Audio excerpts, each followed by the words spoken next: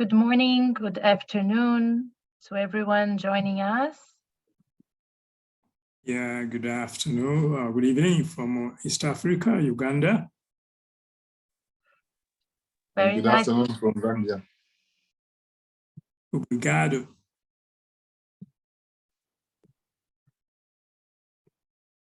Great. Great to see you, Dr. John and Dr. Felix, and everyone else that is slowly joining.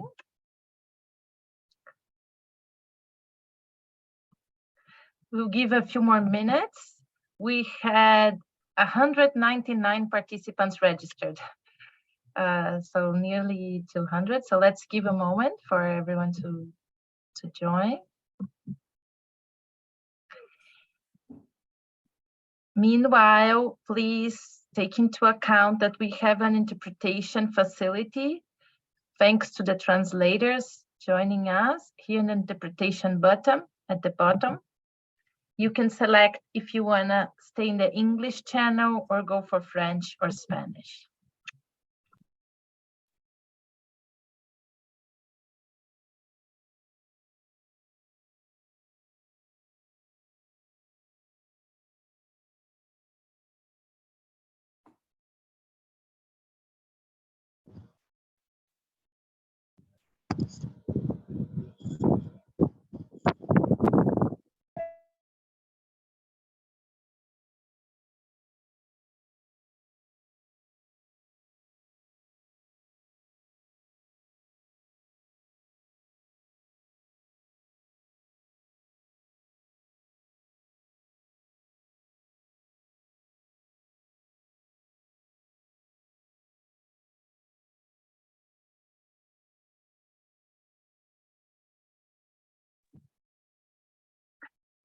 So let's be fair to everyone who was in time here today with us. My name is Paula Ellinger. I'm currently Climate Action Director at Fundación Avina, and it's my pleasure and honor to welcome you today to this virtual meeting, a very important step into Impulsouth's project.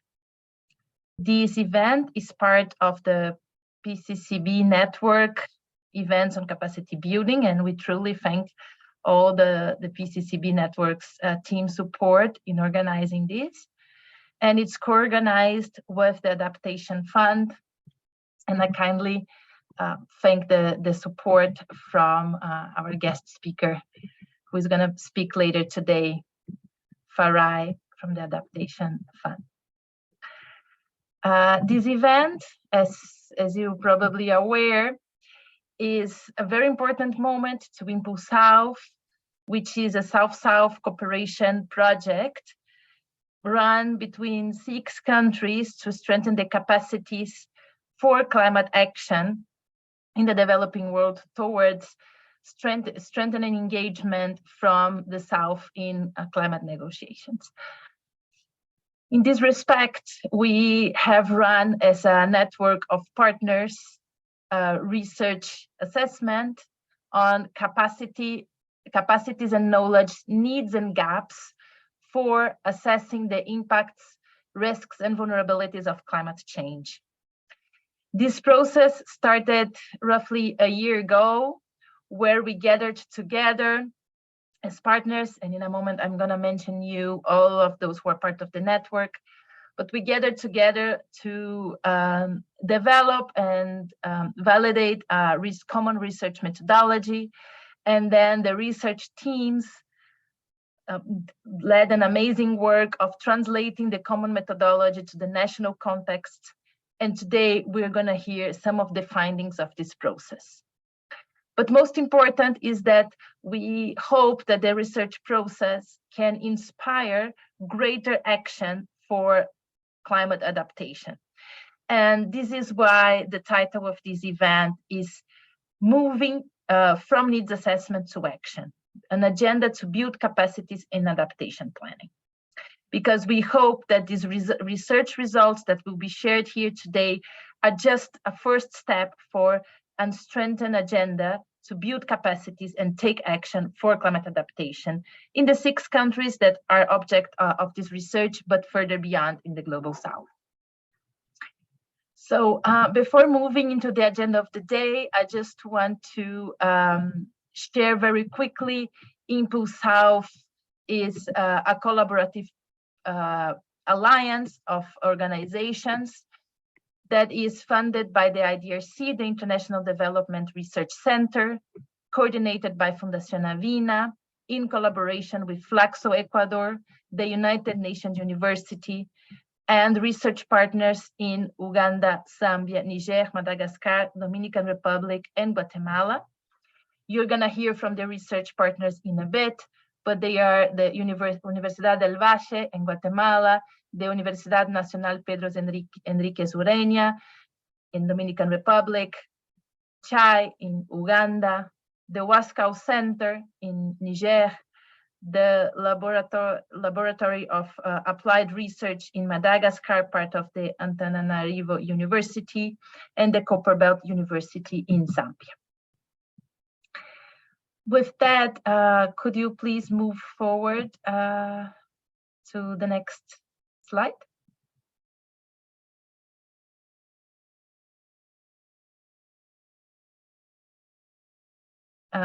One slide further, please. Yes, now the agenda. One back, please, for the agenda.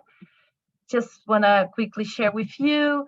So after this very brief introduction of the purpose of this event and the research process that led us here today, I will give the words to Lily Bermo, a PCCB network member, for a welcome.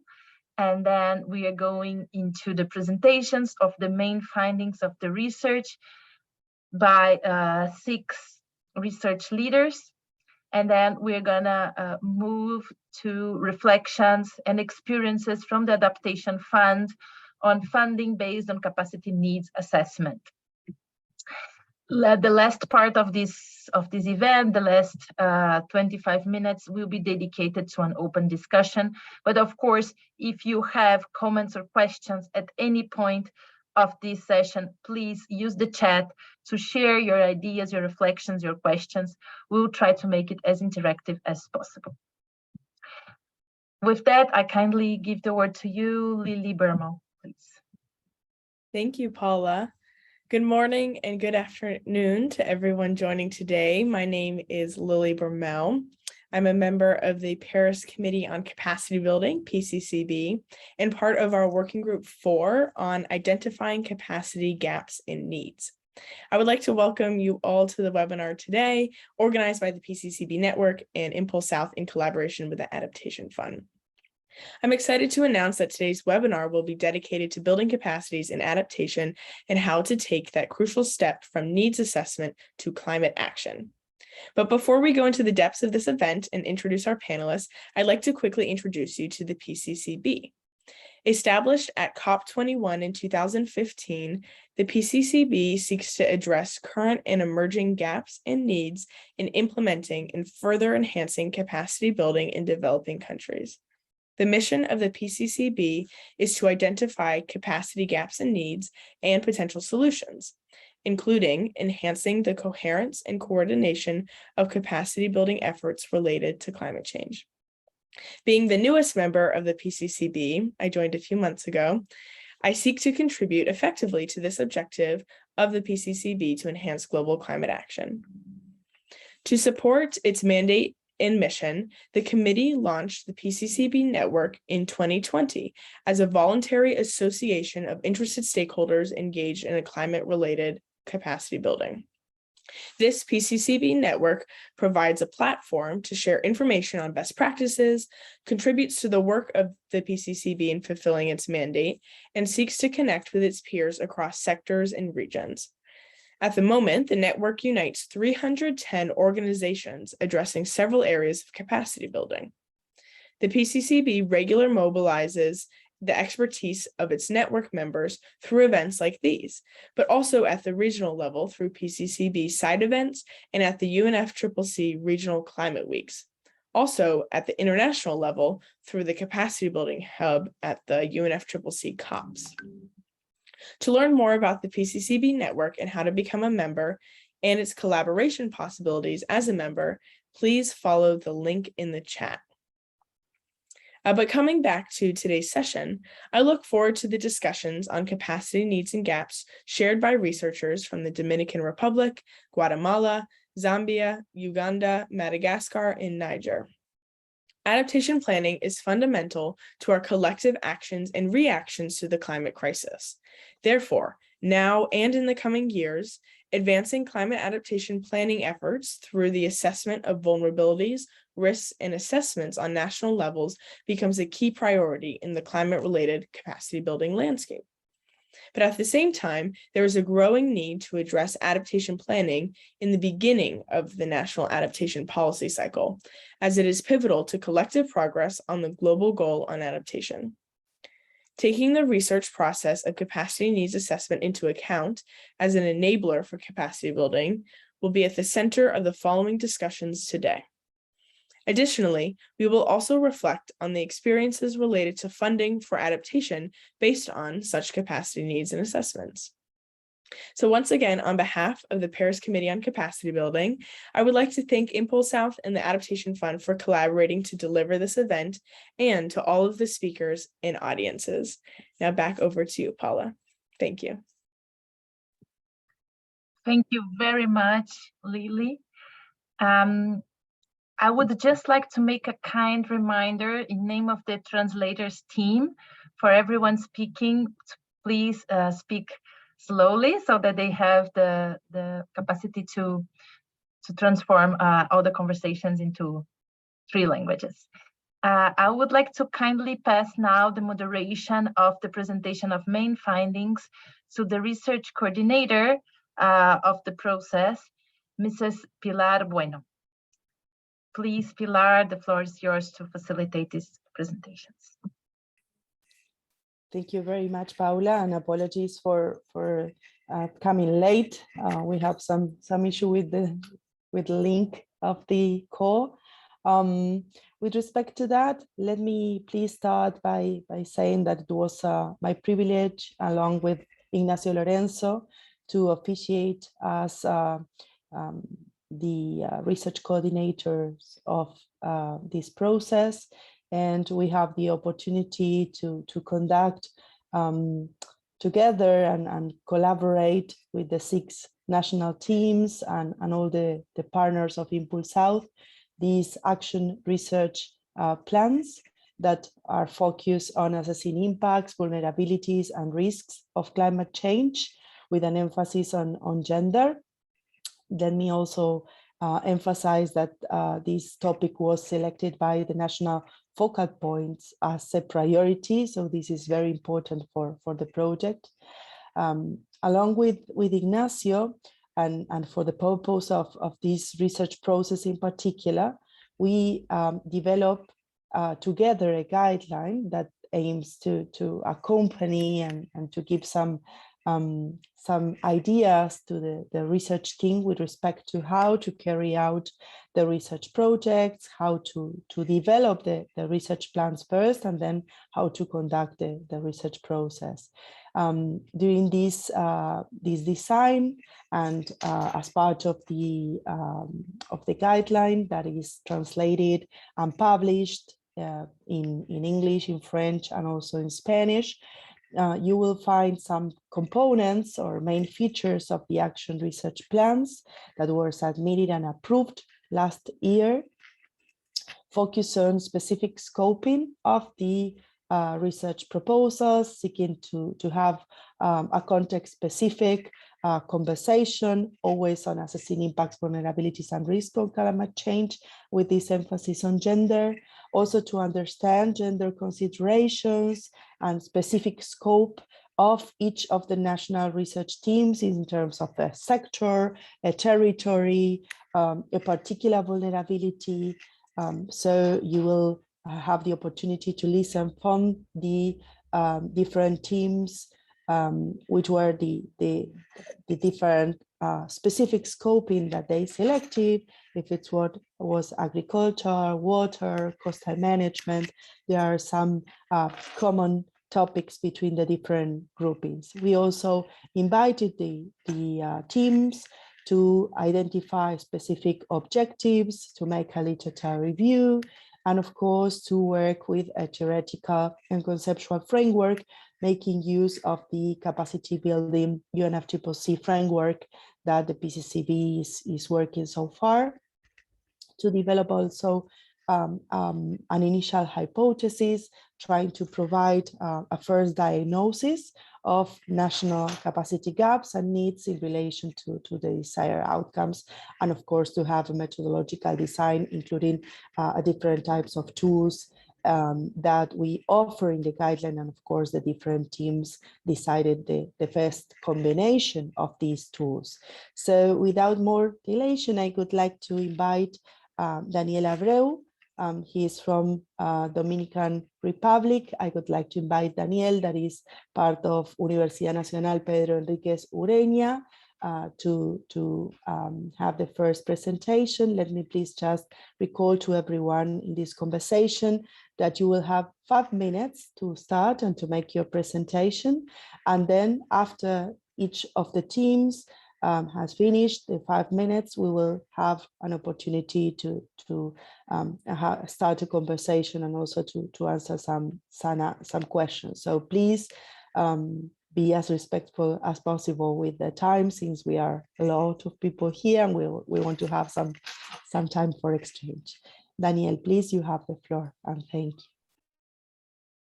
Thank you, Pilar. And so it's my pleasure to share the research that we have developed in the Dominican Republic.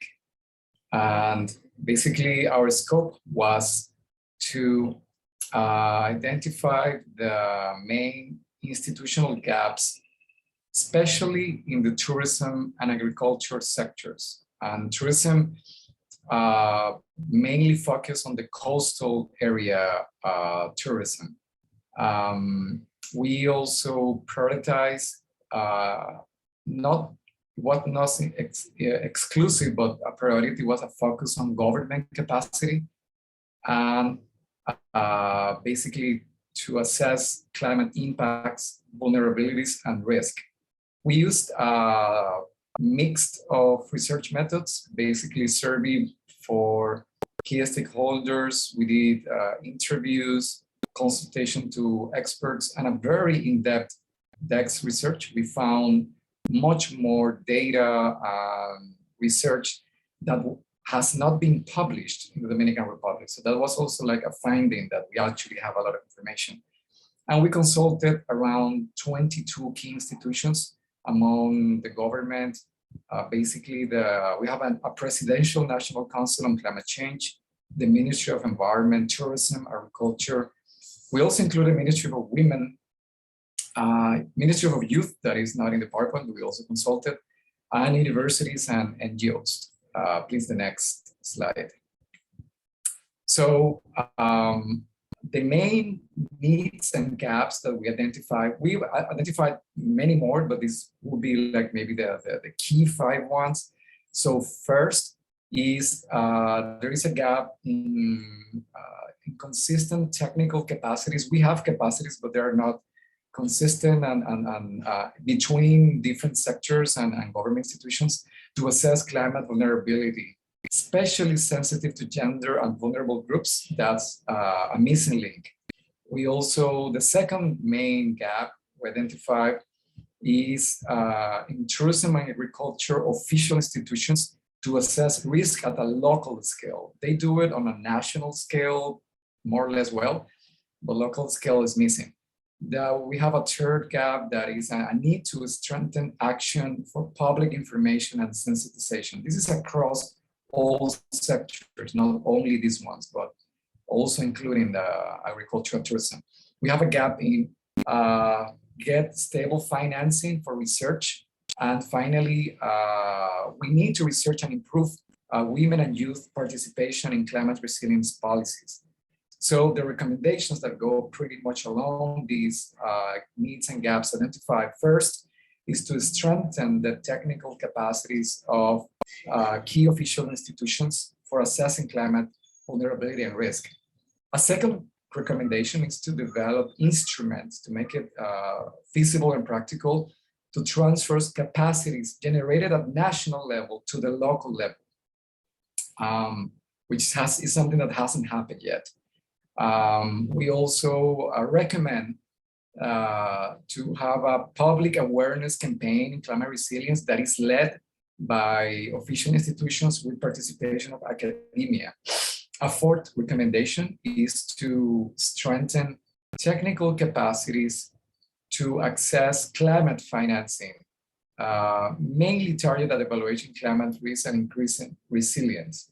And finally, our last recommendation to share is that we strongly recommend to implement a permanent space for participation and dialogue with climate policymakers, prioritizing women and youth. And actually,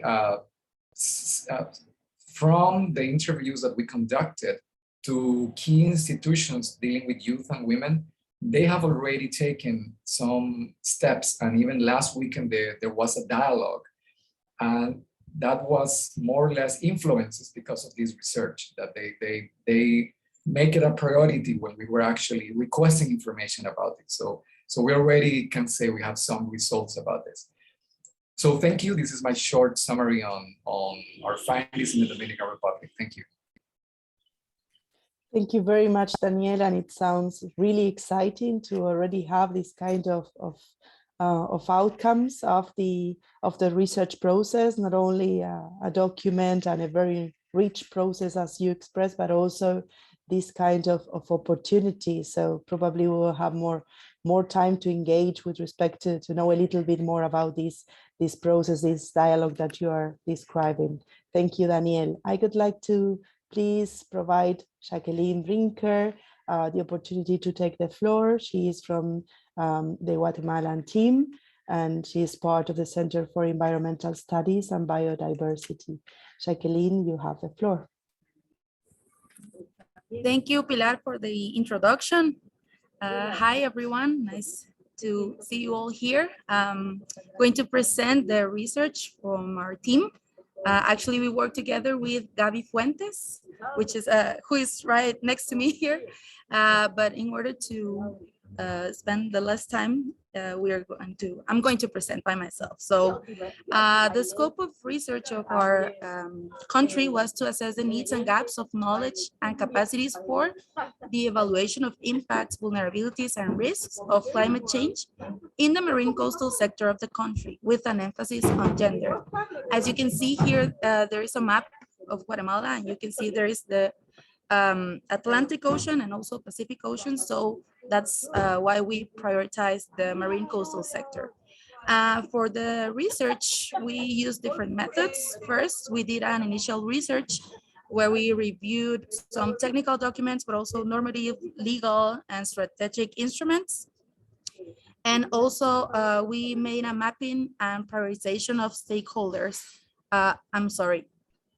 I think there's a lot of noise in the background. I will try to move. I'm sorry. I'm here at the airport, so I'm trying to move somewhere else. Just let me know if it's better from here. Jacqueline, anyway, we can hear okay, so no worries. Okay, thank you very much. I'm really sorry. Okay, so then we collected some information and primary data. We made an initial workshop to present the project with main stakeholders. As you can see, there's a picture of all the events. We're trying to do all the events online because of COVID. And then we made some focal groups, and finally some bilateral interviews in order to complete the information that we weren't able to gather at the initial workshop. And finally, we made an analysis of the information and the preparation of the final report. As you can see, there were a lot of stakeholders, making a total of 15 institutions, 7 from the government, 2 from academia, 1 from private sector, 4 NGOs, and one project that is related to the marine coastal sector. At the end, we have the participation of 26 people, of which 58% are women and 38% are young. So we try to take that in consideration. The next one, please.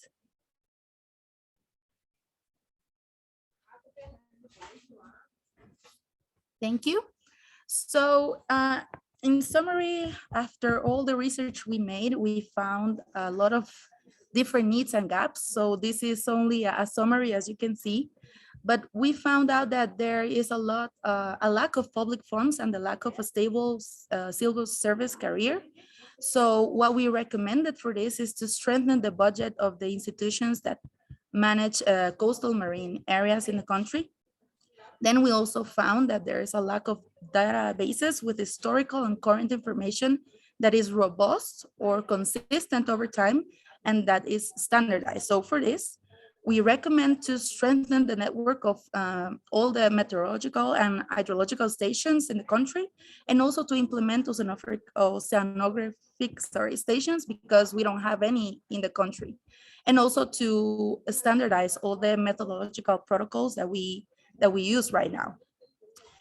Then we also found that women's involvement in data collection is limited, and also women and youth have not been part of decision-making on, in general, environmental issues in coastal marine areas.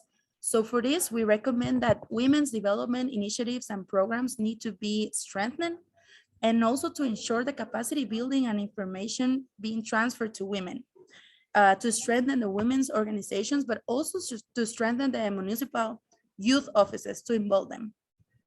Then we found out that the access to information and its dissemination is very complicated, especially for local users. So for this, we need to strengthen the information systems to generate local information using simple and informative language for all sectors and also for educational levels, and to design early warning systems that take into account gender equality, multiculturalism, and people with disabilities.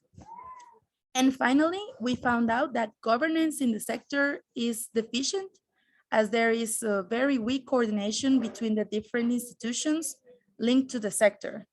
And for this, we recommend to ensure that all policies have an action plan, to establish a clear institutional leadership, and also to strengthen institutional presence in coastal marine sectors. So as you can see, there's a lot that we have to improve in the country. So we really hope that this research helps the country to develop, especially the marine coastal sector. So thank you very much.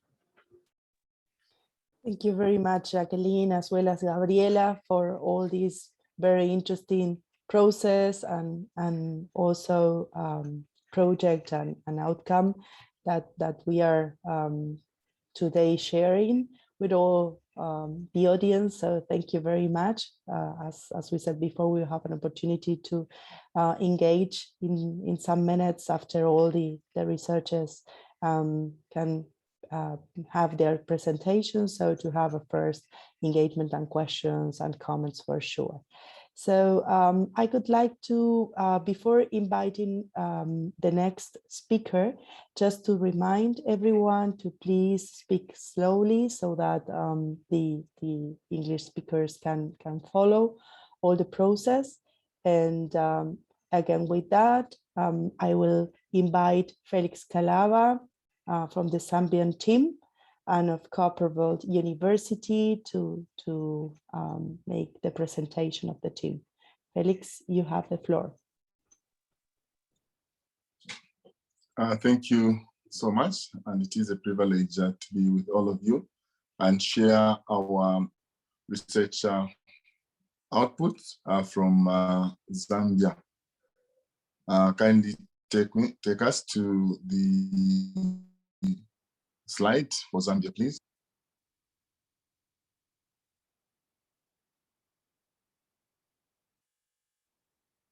Zambia.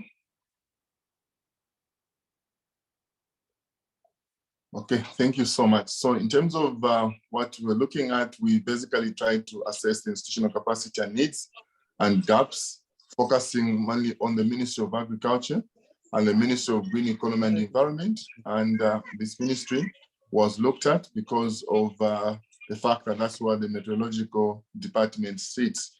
And we wanted to assess the impacts, vulnerability, risks that climate change faces, with the an emphasis on gender. In terms of the methods that we used desk review, key informant interviews, as well as focus group discussions to assess the institutional capacities and needs. And I must mention that what we did was we held focus group discussions at 3 levels. With the Ministry of Agriculture, we had meetings at the district level, at the provincial level, as well as at the national level. These are the 3 layers of governance that we have. And then for the Ministry of Green Economy and Environment, focusing on the meteorological department, this was, so for the Ministry of Green Economy and Environment, we looked at 2 levels, which is the provincial level and the national level. Now, the reason why this was the case is because the meteorological department does not exist at district level. They do not have any officers at district level. The officers only exist, or structures only exist at provincial and national level. So we had these interviews, and the participants within the focus group comprised of men and women. And then we also had key informant interviews that ensured that we bridge the gap by bringing the different gender on the research process. Maybe we can now move on to the results.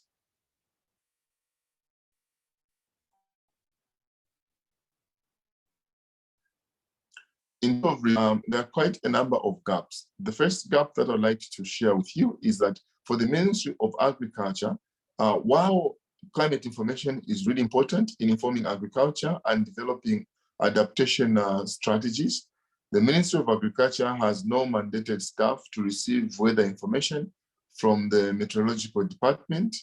And this, as well as they do not have clear laid down procedure on how this information is supposed to be passed on.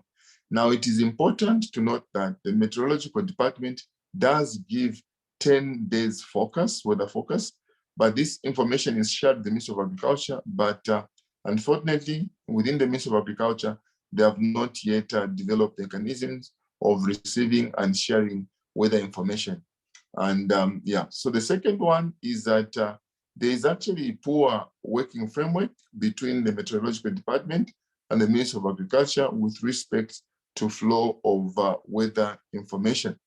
The other weakness or gap that we found was in relation to weather information is that this weather information from meteorological department is never downscaled into farmer recommendations for farmer updates. So farmers want information. They want information like when is the onset of rain, the duration of the rain, the distribution of rainfall. This information is not provided to farmers.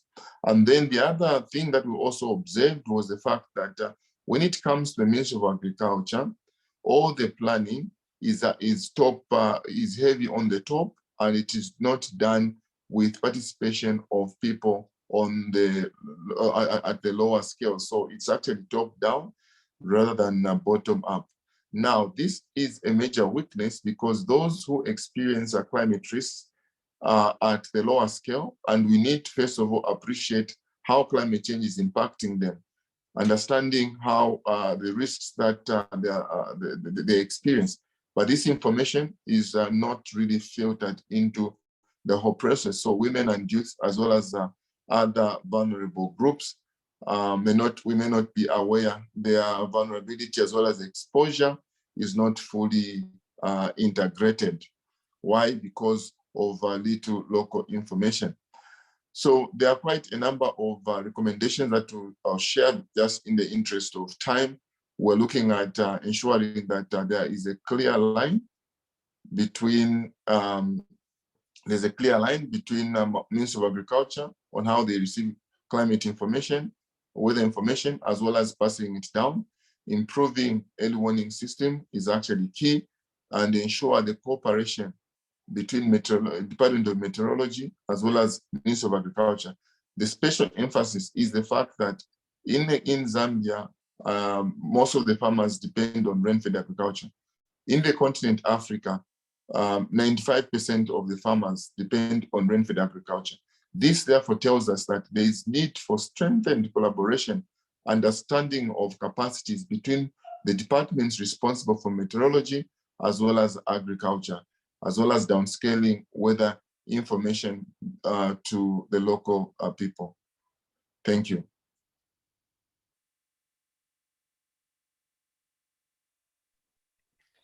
Thank you very much, Felix, for this insightful presentation.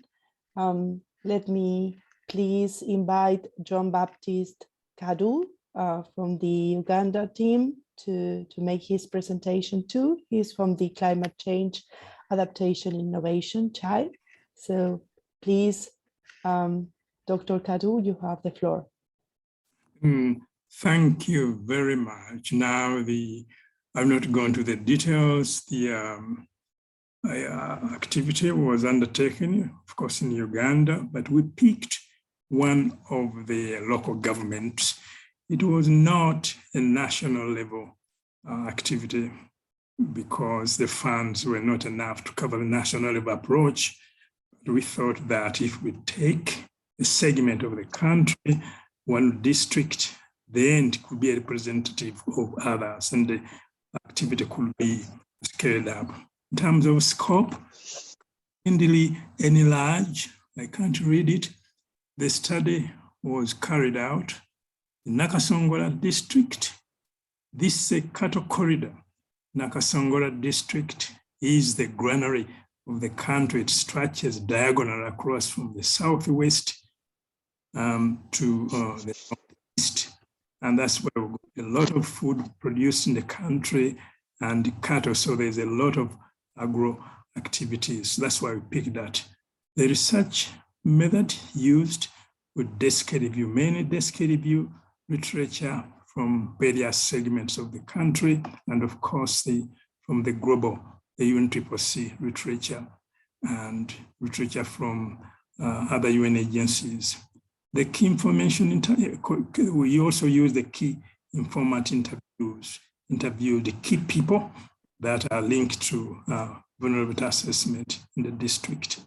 We also use the focus group discussions, groups of people taking into consideration the government entities, taking into considerations UN agencies, and non-government organizations that operate in the district were taken care of, and of course, gender balance. The data was analyzed and then presented. Qualitative data was collected, and we used also voice recording, and then we transcribed that into Excel, and we were able to do some statistical analysis. The stakeholder category were from Nakasongola district, local government, civil society, NGOs, as I've indicated earlier on. Next slide, please. Now, in terms of needs, gaps, and recommendation, many needs and gaps, there was inadequate capacity for climate change planning at the district level for various reasons. There was also, we found inadequacy in funding and weak infrastructure in the district. We also found that there were very few staff that had the skills in climate change vulnerability assessment and development of climate change adaptation and mitigation planning. Furthermore, approaches used for vulnerability assessment fall short of the nationally recommended standards as outlined in the National Climate Change Training Manual. We have a National Climate Change Training Manual, which by the way is online.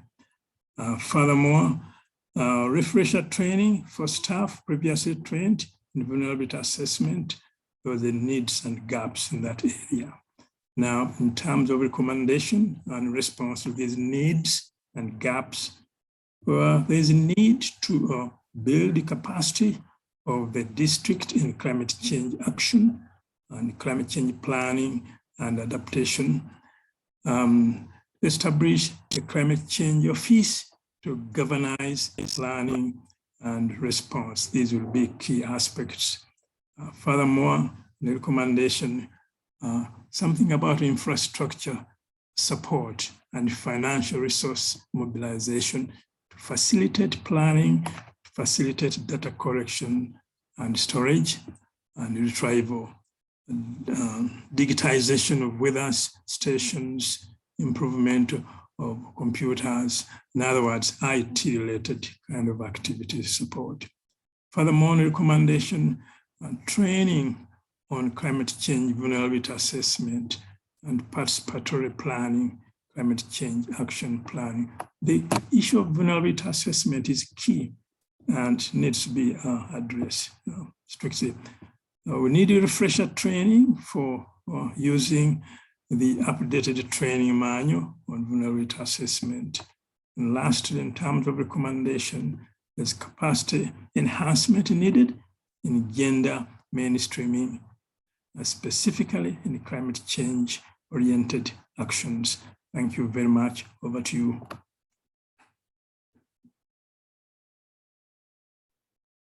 Thank you very much, Dr. Kadu, for your presentation. And let's have the opportunity to listen Dr. Sohasina from the team of Madagascar.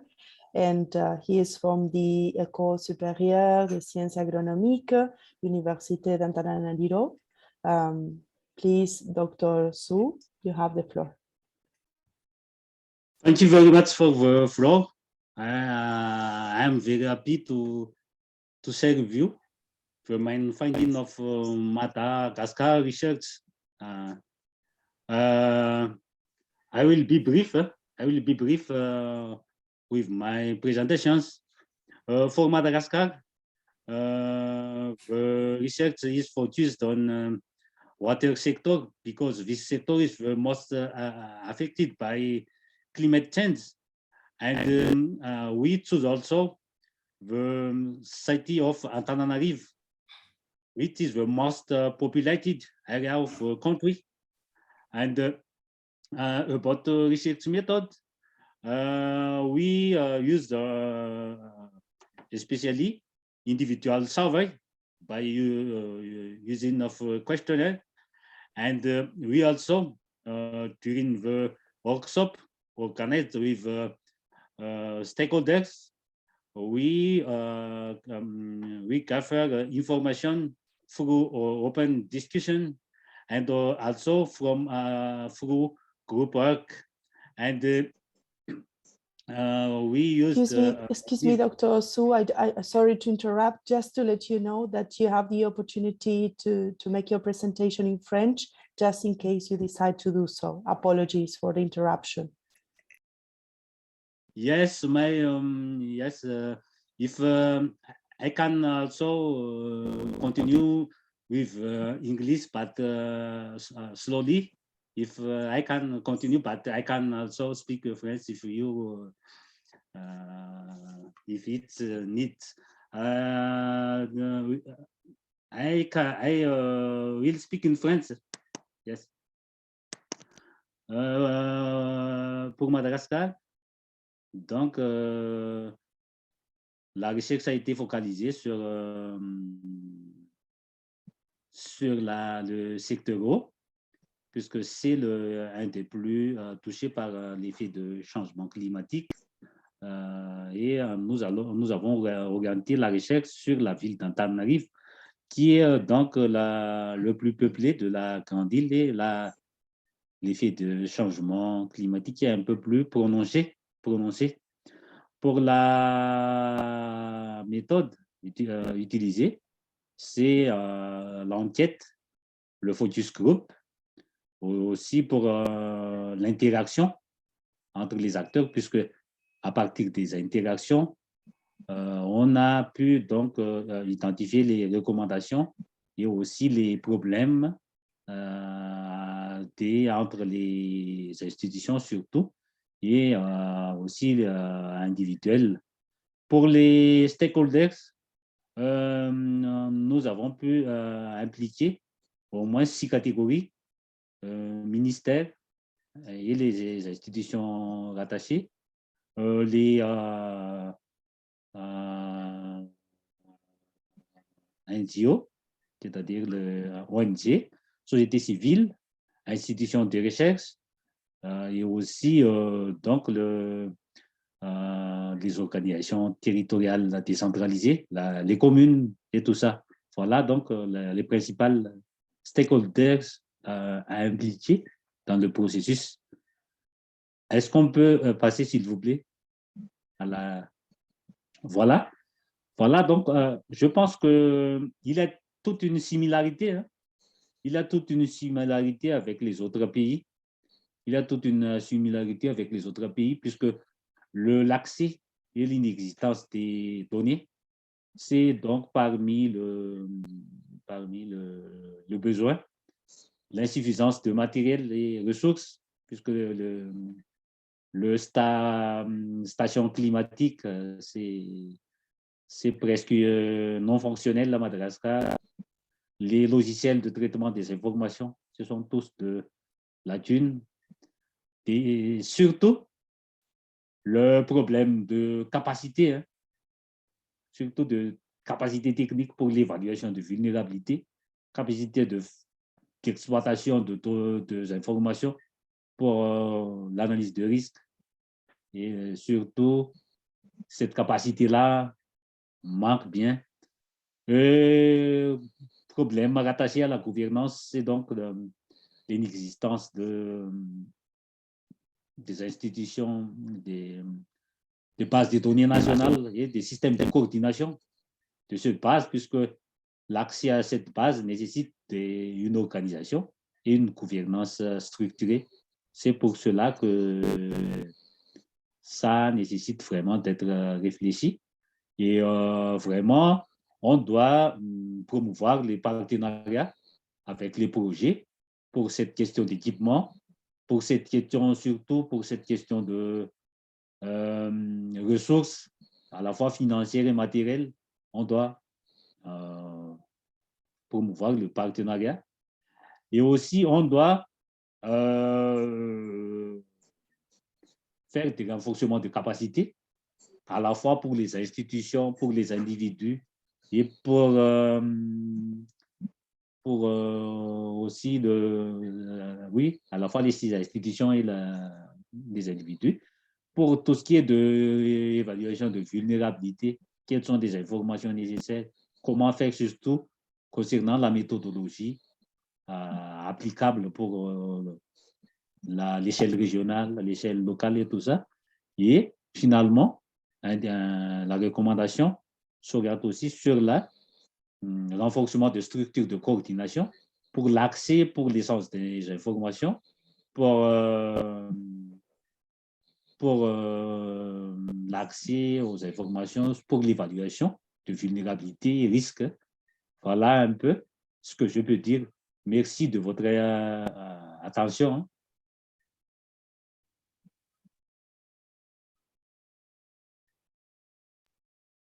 Merci beaucoup, Dr. So.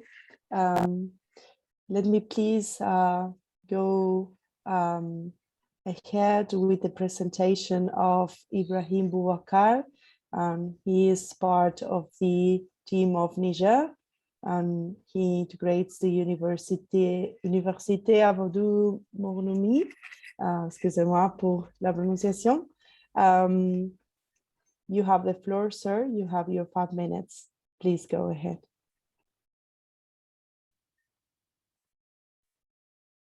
Yeah, thank you, Pilar. So on behalf of our team in Niger, I would like to thank the Impulsouth coordinator for giving us the opportunity to undertake this study in Niger. and also for the different support during the process. So the scope of the study in Niger is assessment of knowledge,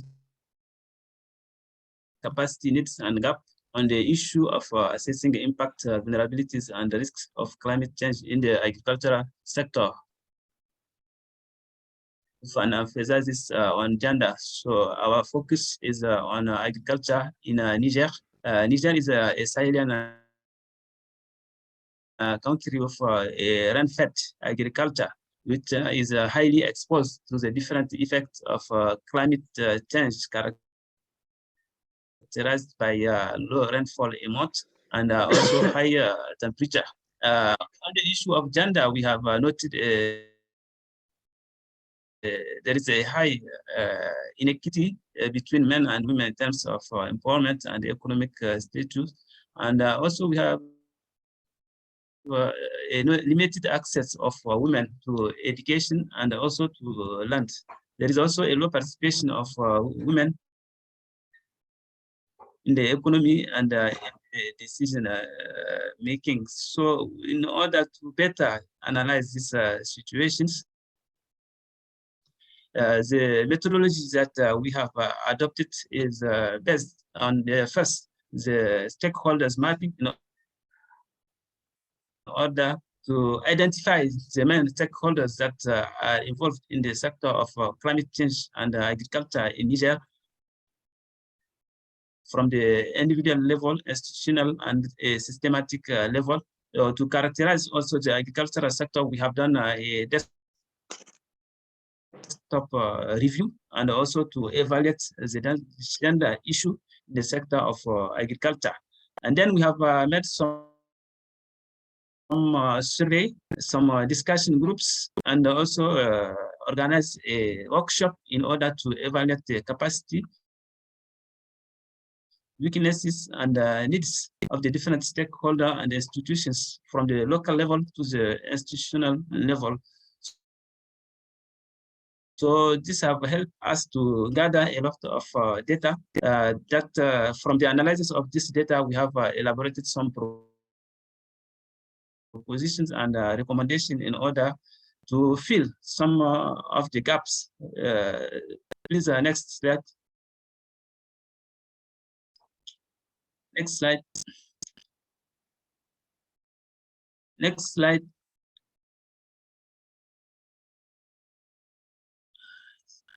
Hello. Yeah. So the summary of the results in terms of needs and gaps, and also recommendation are presented in this table. So for the needs and gap, first we noted an insufficient competencies in farmers supervision from the local level to the national level, and also a low capacity in data collection because there is low human resources, and also we noted that there is low equipment. So to resolve this needs and gap, we propose that there is a need to strengthen their capacity through capacity building and acquisition of equipment for the different services for data collection, and also to facilitate farmers supervision. There is also an efficient competencies for data analysis and processing, and also the different technical services. So this concerns how to generate climate information or some information regarding agricultural sector. So for this, there is also a need of capacity building and also acquisition of computing equipment at the different level. There is also a low education and training infrastructure in the sector. So the proposition is to create new schools, universities, and institutions for trainings, and also for the capacity building.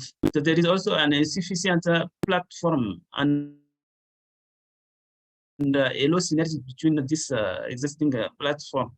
So there is a need to overcome this issue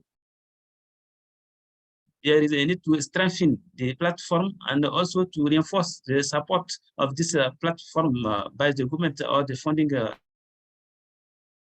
institutions.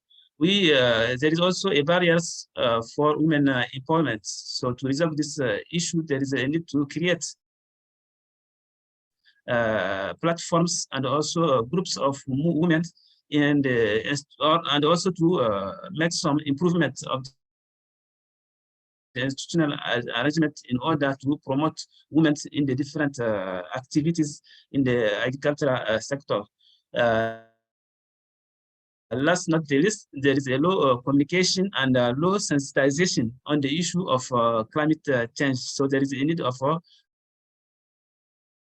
reinforcing capacity building for medias and also to disseminate some many results of on climate change issue in the region and mainly in Niger, so that more people will be aware about this issue of climate change. So thank you for your attention. Thank you very much, Ibrahim, and for this presentation. Now I would like to invite you to maybe to move to the next part of the agenda, and maybe we can keep, since we are a little bit behind the schedule, maybe we can move to the presentation of the representative of the Adaptation Fund, and then during the time that we are going to have for open discussions, we have the opportunity to come back and make the comments and questions and all the interaction that for sure will be very, very important and well received by the national research teams. So with that, let me please invite Farai Onayas from the Readiness Program for Climate Change of the Adaptation Fund to make the presentation. Please, you have the floor. Hello, good morning, everyone, and good afternoon, good evening, depending on where you are. So I was actually going to share my screen, and apparently I'm getting a pop-up that says I can't share my screen so that I can give the presentation. Yes, please, Mari, can you stop sharing your screen? Thank you. Now you would need, I think you can share it now. Okay, thank you. So my name is Farai Madziwa, and I coordinate the readiness program for the Adaptation Fund. And for those of you who might not be aware, so the Adaptation Fund has only the one office, and we don't have regional office or satellite offices, so we have only the one office, and we're based in Washington, DC. In my presentation, I'm going to just give a brief overview of the Adaptation Fund for those of you who may not fully know what the Adaptation Fund is and how it operates. And then I'll also talk about the challenges of accessing adaptation finance from the Adaptation Fund perspective and from our experience. And then I'll talk about some of the activities and initiatives we have in place to address some of these gaps and challenges. And then I'll also talk about the opportunities for funding projects and programs on the ground from the Adaptation Fund. And hopefully this will give an overview of kind of where we are in terms of identifying needs and addressing those needs. So the Adaptation Fund became operational in 2007 under the UNFCCC and specifically under the Kyoto Protocol. And when it was established, it was the only fund, and I think it still is under the UNFCCC, the only fund that is dedicated to funding adaptation, exclusively adaptation only. So the Adaptation Fund doesn't do mitigation or any other projects. It only funds adaptation. And we say we fund concrete adaptation projects and programs. And concrete in the sense that the projects have to be visible, tangible, and they have to be measurable as well. And the fund provides only grants, and it does not do other financial instruments or lending or provide other financial instruments like equity finance and the like. So we are a purely grant-based fund. The Adaptation Fund also does direct access, and this is one of the niche areas of the Adaptation Fund, is that we do what we call direct access to climate finance. I think we were one of the first funds also to introduce this direct access to financing under the UNFCCC. And what it is that the fund is set up to transfer adaptation finance to developing countries without the use of a third party. So, for example, traditional forms of financing have involved maybe transfer from the international level. It goes to an intermediary, such as maybe a UN agency or a development bank. And then the money is transferred from that intermediary down to the government. So our direct access financing model transfers funds directly from the international level, which is the Adaptation Fund, straight to the government without the need of a third party. And to date, the fund has grown since it was established. It was established to be financed through the Clean Development Mechanism under the Kyoto Protocol. But because the carbon market has been very low now for many, many years, and there's very little funding that has been coming from CDM and the credit, in the carbon credit market, we have been relying mostly on voluntary contributions from mostly from developed countries at national governments, but also we have been receiving voluntary contributions from subnational governments like cities, mostly from developed countries. So to date, the funding that has cumulatively been available, I'll try to move a little fast, otherwise maybe I might take a lot of time. That has been cumulatively available under the fund has been close to $1 billion cumulatively. We have projects that are in the pipeline. That means projects that are ready to be funded are about $300 million. So there is, this to us at least signifies that there is demand for funding from the Adaptation Fund. And this money has basically, in our portfolio of funded projects, we have about 123 projects that are approved and funded.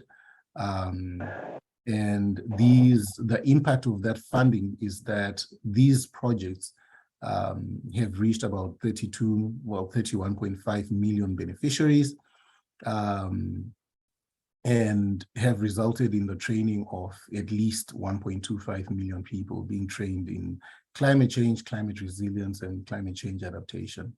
So we have also funded about 415 early warning systems in the countries that have received funding from the Adaptation Fund through the projects that are being implemented on the ground. And the funding has also resulted in the restoration of at least about 381,000 hectares of natural habitat, the protection of about 162,000 meters of coastline. And this funding through direct access is through what we call national implementing entities.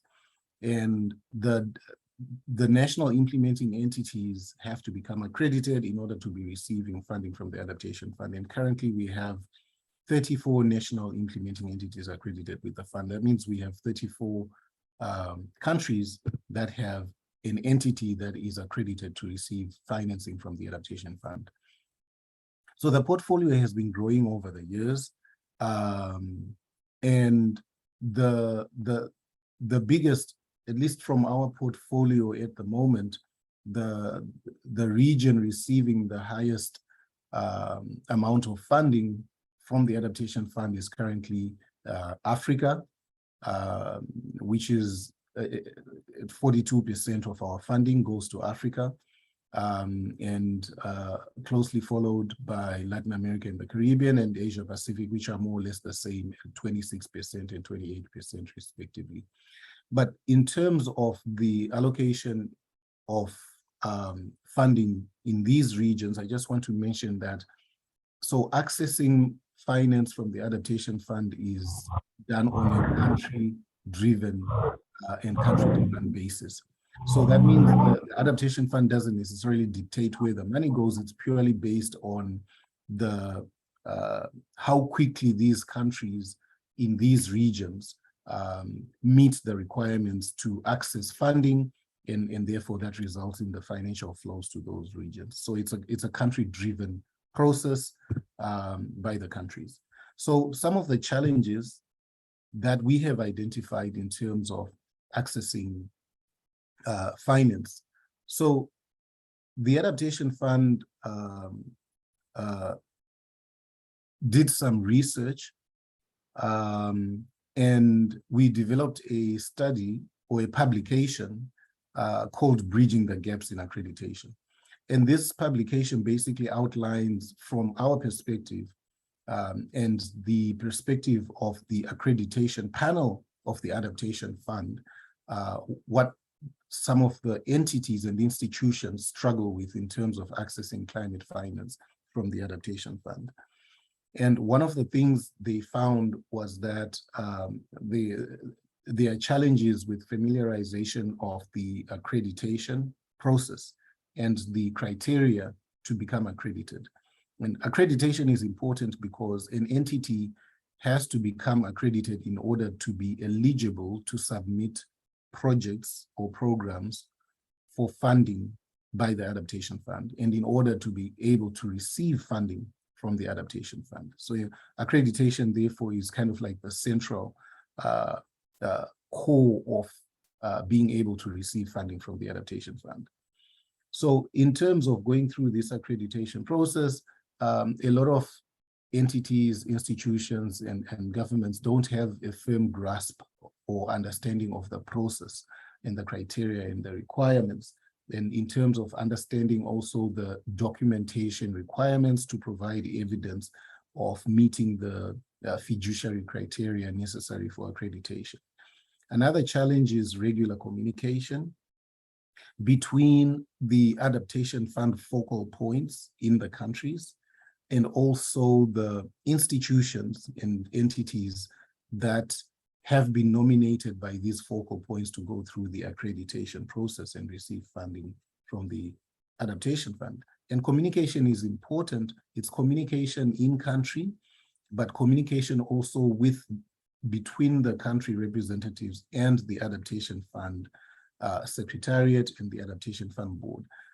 And that communication between the fund and the country is important because it can help clarify and ensure that any uncertainties in terms of the requirements of accreditation or accessing climate finance from the Adaptation Fund can quickly be addressed through communication. There is also a challenge with institutional memory and effective handover in country between government departments and entities that have to go through the process of accreditation. And this is affected by staff mobility and movement of staff within institutions in country. And there are also challenges with commitment, high commitment by top management, and close engagement between senior management of different government departments or different institutions in country, which is important in order for these entities and institutions to be able to prepare action plans to respond to any gaps that are identified. You know, and they can do this, for example, by setting up internal policies and systems to enable those gaps to be addressed, or working with partners in other parts of government or different entities, institutions in country, in order to have a coordinated approach towards addressing those gaps. And there's a challenge of tracking outstanding issues. And here I say outstanding issues because they are sometimes there's a need to ensure that focus is maintained on residual requirements of going through the process of accreditation or accessing climate finance or adaptation finance from the Adaptation Fund, especially in cases where, for example, a new policy is established that will facilitate access to finance, but then sometimes it takes a long time for this policy to actually be implemented to provide the necessary evidence to show that the policy actually works, because the accreditation process will assess how these policies work and will require evidence in terms of safeguards that are to do with the accreditation process and the transfer of money to these entities and institutions. So the accreditation panel, and through this publication, also identified some lessons of accessing finance from the Adaptation Fund based on the experience of different entities, institutions, and the different governments that are currently accessing finance from the Adaptation Fund. One of the lessons is that it's important to demonstrate evidence and the ability to apply policies by other sources of finance. So, for example, bilateral transfers, transfers from other donors, and to demonstrate how the entity in question or the government department that wants to access finance from the Adaptation Fund can apply and downscale these policies to safeguard resources independently from the donor or bilateral source of finance. So to incorporate these policies into their own operational mechanisms and operational structures. And then there's also a need to build a track record. And this is important because entities have to have some experience managing donor funds. And in addition to that, they need to have experience with project development and project delivery. And these can, if they are not climate change projects, then they should be at least development projects. And this is a challenge because some countries find it easier to have, say, for example, a commercial bank access because it already has experience with finance. And then they nominate that as the institution to access funding from the Adaptation Fund on behalf of the country. But the challenge with some commercial banks and for-profit entities is that they do not have experience with development projects because they are for-profit institutions. And that's just something to keep in mind. There's also a need to be flexible, and the entities need to be able to adapt and adjust to meeting new sets of criteria and adjusting their policies in line with the requirements of the accreditation process. I mentioned communication before, and it's important to enhance communication, particularly from the institutional perspective of using its communication channels. So, for example, its website. And in terms of accessing climate finance, one of the things that the accreditation panel of the Adaptation Fund will check is whether some policies, for example, on grievance handling, complaint mechanisms, are actually available on the institution's website, and whether it would be easy for an ordinary person or a lay person to go on that website and find a click button or a template of where they can submit either a complaint or a comment or what have you, and it's part of the structures that will be assessed by the panel in terms of accessing finance from the Adaptation Fund. So there's also a need to account for organizational change. And we have seen this happen in terms of, so for example, when governments change or leadership in governments change, there might be a new administration coming into the government, and that sometimes usually results in a restructuring of government departments, a change in departmental mandate or the mandate of some ministries. And it can also lead to change in legal status. So, for example, the establishment of parastatals that start working on, say, for example, environment or other sectors. So these are important to consider because then they affect the whole process of accessing finance from the fund, because when the accreditation panel is going through the documentation, then it will check the legal status of such institutions and entities. And some of these changes can lead to delays in the process of getting accredited and accessing finance. And then I'll just end by saying one of the big lessons is that some countries find it quicker to use third-party agents to access money from the Adaptation Fund. And this is also possible. It's one of the mechanisms of using UN agencies to implement projects. While this is possible, the fund deliberately promotes and supports direct access, which is what I mentioned earlier.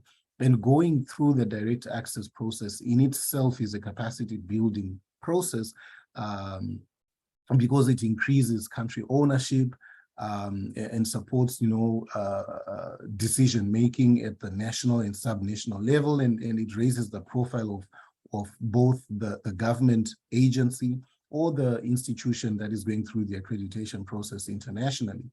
And this helps. We've seen this in other countries like Senegal and Rwanda, where the entities that went through the accreditation process to access finance from the Adaptation Fund ended up being the national focal points of those institutions and receiving other sources of finance, not only from the Adaptation Fund, but from other donors and other sources of international finance. So, what are some of the things that the Adaptation Fund is doing to address some of these gaps? And before I get into some of these things, I just wanted to mention also that, so readiness support, at least from the Adaptation Fund perspective, is supposed to support three main things. And first, it's supposed to provide support for accreditation of entities with the UNFCCC finance mechanisms. And the finance mechanisms include the GEF and the Green Climate Fund.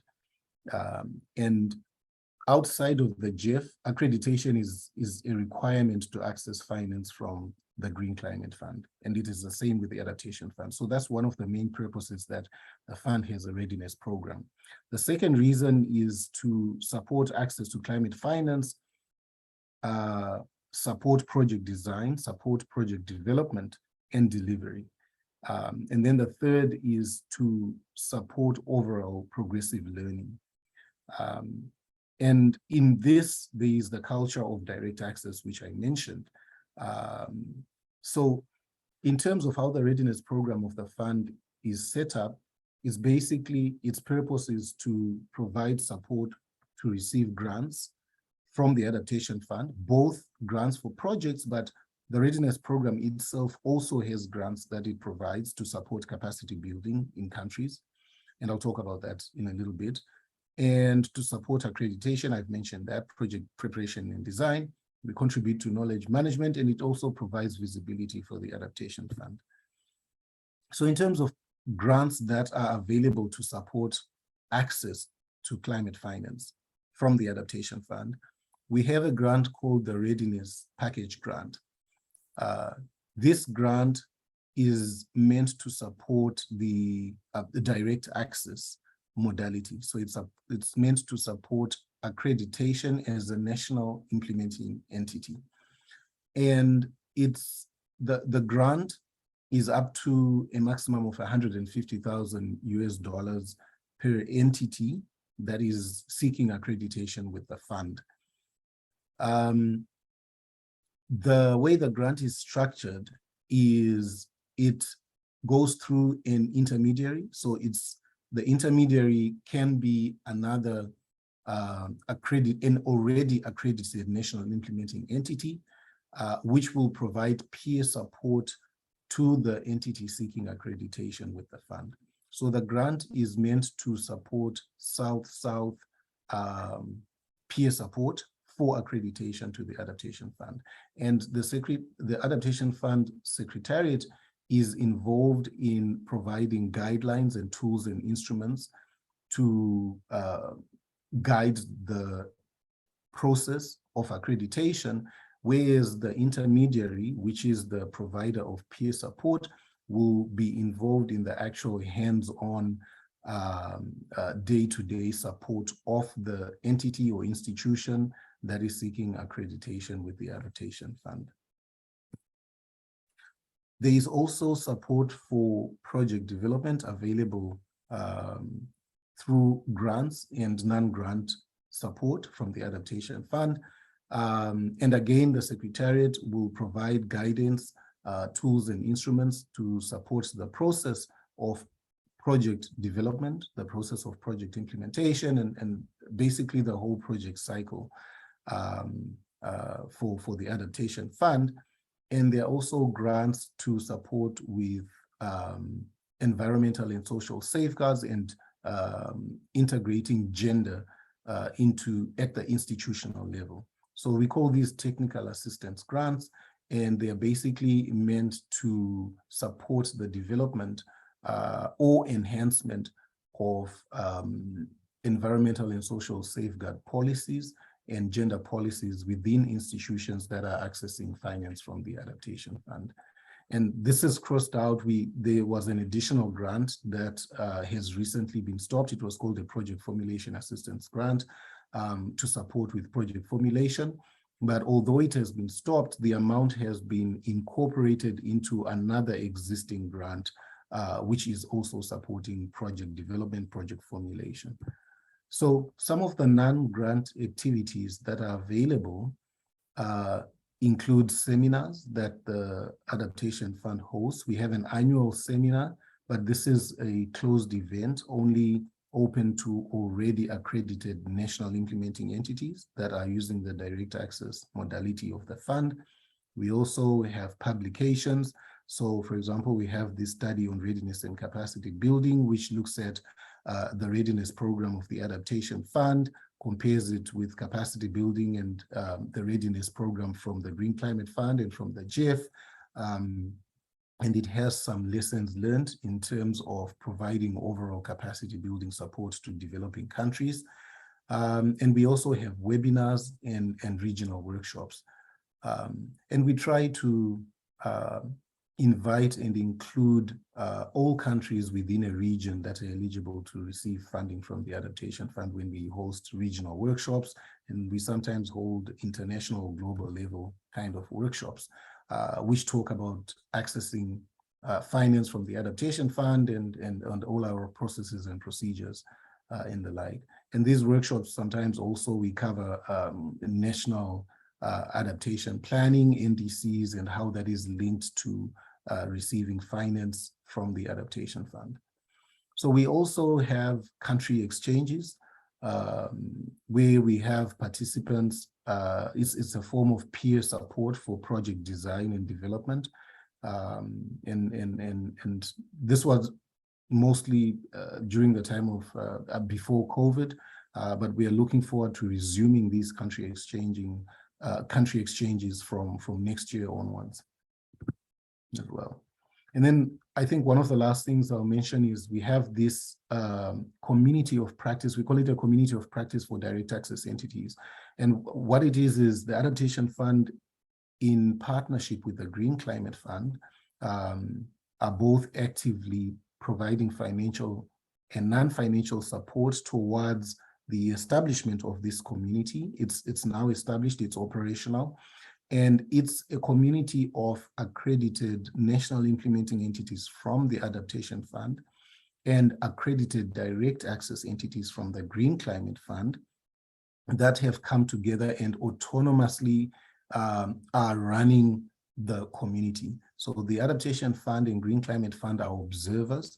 It's an initiative in a direction that both funds have never really done before, where we take a seat or a step back and let the entities themselves decide on their governance, their capacity needs, and we provide financial support and other non-financial support to enable them to address the needs as they identify them themselves. So this community has so far raised about $1.3 million US. It's made up of currently a membership of about 21 countries that have accredited entities with either one of the two funds. And they have decided what they have identified, self-identified the challenges and gaps they are facing, and have self-identified the manner in which they want to address these gaps and the solutions they have put forward. So they have an action plan to identify capacity needs in terms of project design and development and accessing climate finance broadly for both adaptation and mitigation. And they're going to actively start implementing this action plan from this year with support from the GIZ, which is the delivery partner that is working with them on this. And it's still open to continued membership by new entities that are accredited to both funds. So I'll end my presentation by just talking about some of the funding windows available. I mean, sitting through this webinar, I heard a lot of discussion and identification of capacity needs in terms of data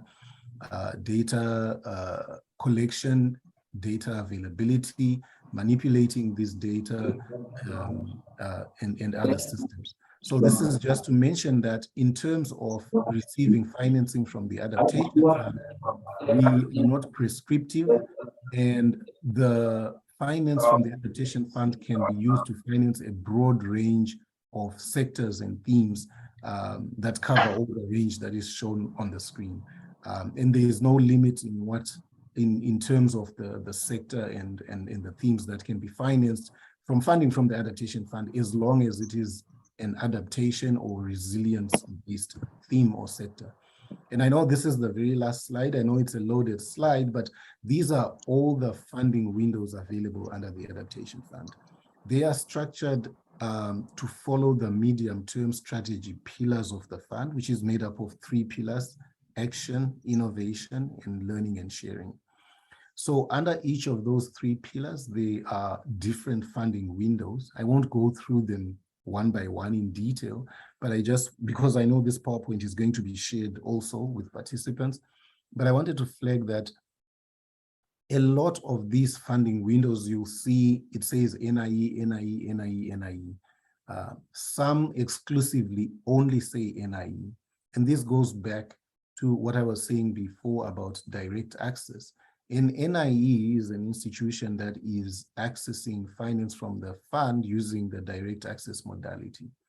So you see that in terms of the Adaptation Fund's drive, it is purposely or purposefully supporting direct access to the fund's resources. So some of these funding windows will not be available to UN agencies, will not be available to multilateral development banks and other organs that currently can access still funding from the fund using what we call the regional implementing entity or multilateral implementing entity, and they're exclusively available to the NIE. So we encourage and support countries to use NIEs to access resources from the Adaptation Fund so that they can directly have control over the projects they implement or they design, and also have direct control over the finance that is transferred to those countries to access funds. So I will end there, and some of these projects in terms of implementation will address some of those gaps in terms of setting up data collection, data gathering systems. As I mentioned before in the presentation, some of these funds have been used to set up early warning systems, can be used to set up knowledge management systems in country, and can be used to build capacity in terms of data collection, data gathering software, training individuals and training representatives of governments and entities in terms of meeting some of those gaps and needs that have been identified by the 6 countries. And I'll just end, this is the last slide, I'll just end by saying of the 6 countries that have done the research in this webinar, only 2 countries so far, which is the Dominican Republic and Uganda, have got accredited national implementing entities under the Adaptation Fund. So for Dominican Republic, we have the Dominican Institute of Integral Development. It is already accredited and accessing funds directly from the Adaptation Fund. And for Uganda, we have the Ministry of Water and Environment, which is also accessing funds directly from the Adaptation Fund. And I think both of them have projects that are already being funded. But we can now have 2 accredited entities per country. So we can still have an additional entity from each of these countries. Zambia, Niger have already put forward entities that are going through the accreditation process, but we do not have an entity yet put forward for Madagascar and Guatemala. So the process is ongoing, it's an ongoing process, and we encourage governments and the entities to seek funding from the Adaptation Fund and contact us for any information or extra help or support that you may need. Thank you very much. Thank you very much, Dr. Farai, and let me introduce myself, Ignacio Lorenzo. I am also co-coordinator with Pilar Bueno. She has to leave the room. She's moving now to Buenos Aires for a climate change meeting. So thank you very much, Dr. Farai, for your presentation. We are now 2 minutes past the hour, and indeed we need to end this on time. So in that regard, I will only allow for one question from anyone on the group who wishes to address any of the previous speakers. If there is any question, at least one unique question, of course, we can also present further questions offline later. So let me open the mic if there is anyone who wishes to make a final question for anyone on the panel of previous speakers. So please, Avina from Gambia, please.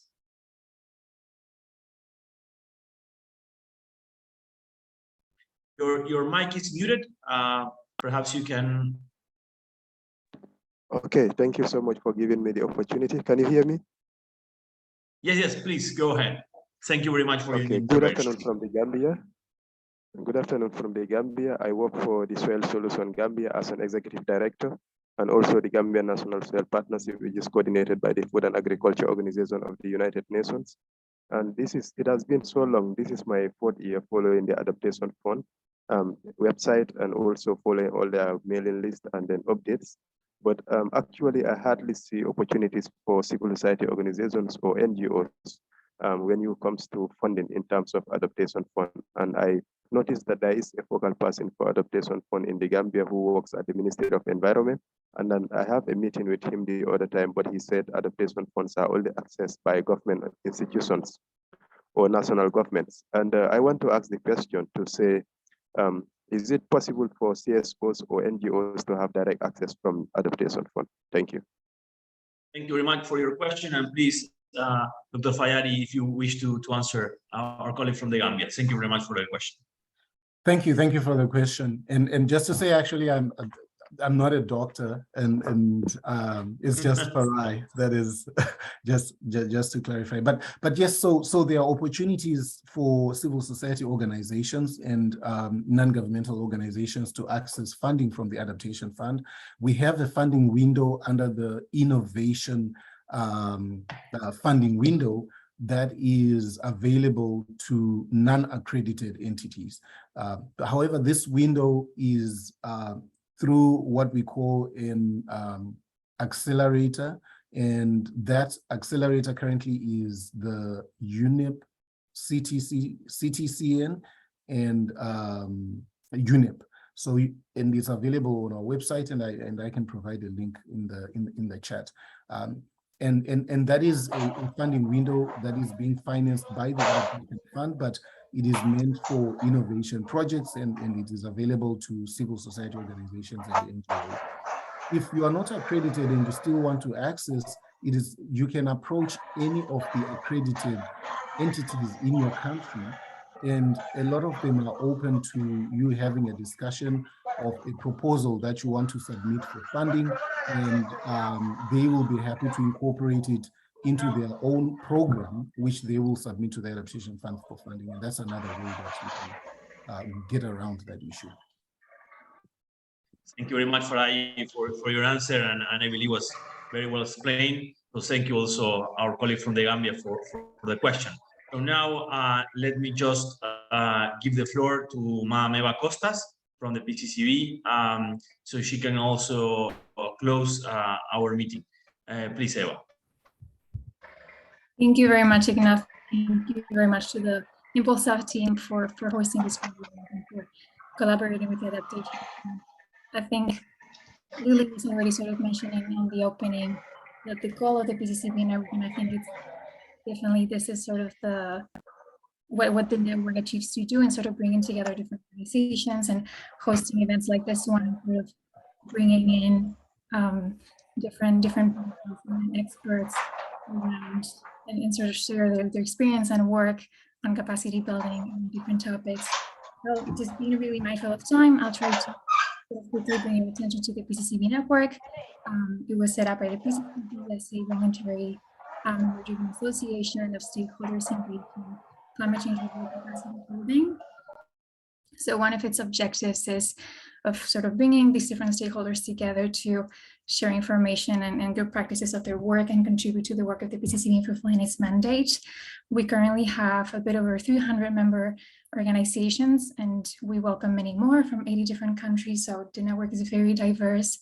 Queremos darles también la bienvenida a cualquier organizaciones que trabajen en el fomento de capacidades para el cambio climático de la región de Latinoamérica. On veut également inviter à des organisations francophones qui travaillent sur le renforcement de capacités sur le changement climatique. Hopefully I was able to cover some of the languages of this session. My colleagues will be sending the links over in the chat, and for you to become a member and join the network. You can also sort of receive the latest updates and information on the PCCB network and the capacity building team at the UNFCCC Secretariat by joining the LinkedIn group. And since COP is around the corner, I also want to bring out to your attention the 4th Capacity Building Hub, which will be taking place at the COP from the 9th till the 16th of November. Again, another space that will be hosting various different events around various different topics around capacity building and bringing in different stakeholders from different regions and sectors. So if you're in Sharm el-Sheikh around that time, you're very much welcome to join and follow the discussions, but also you'll be able to follow along with the live stream. And with that, thanks again to the organizers, the panelists, the audience for the great discussions, and I wish you all a great rest of your day. Thank you, gracias, merci, et bonne journée à tous. Thank you very much, Eva, for your closing remarks. And in behalf of Impulsouth project, and also thanking our colleagues from the Adaptation Fund, we are coming here to an end. And just to inform you that all the reports from all the teams, the research teams, national research teams from all 6 countries in the Impulsouth project will be shared via web-based for everyone who wishes to consult them. So thank you very much. And we are concluding our webinar today. Thank you so much.